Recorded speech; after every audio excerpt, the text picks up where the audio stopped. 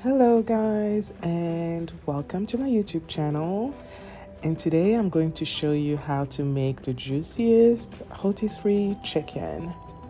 So to start, you can see that I am poking the chicken because I want my seasoning to marinate really well in there.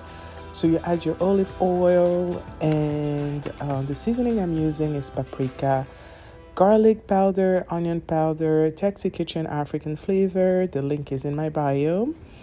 And you're going to add, to stuff the chicken, with a clove of garlic and one onion and a rosemary for just that super extra flavor.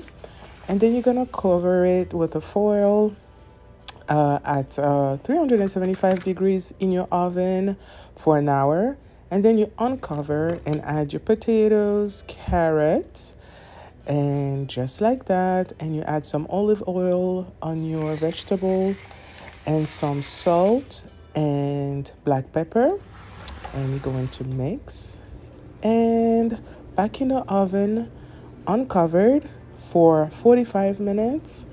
And that's it. Literally just bake and a perfect rotisserie chicken. You're welcome. I'll see you next time.